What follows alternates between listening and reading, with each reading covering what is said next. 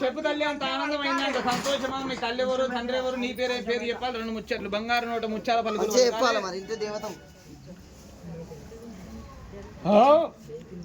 చెప్పు. నువ్వు ఎందుకొరకు వచ్చినావు? నువ్వు ఎవరు, నీ పేరేం పేరు చెప్పాలి. ముందు లేదా పేరు లేదా? గమ్మలల్లా పుట్టినా నా తండ్రి శివయ్య, ఆ తల్లి పార్వతి. తల్లి 10,000 అవుతుందా మరి?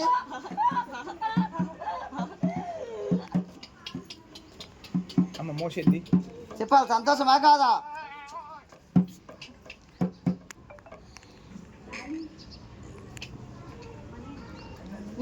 చెప్పాలి తల్లి, అంత ఆనందం అవుతుందా? నిమ్మలం అయిందా? అంత సంతోషమేనా? కానీ మళ్ళీ పుట్టక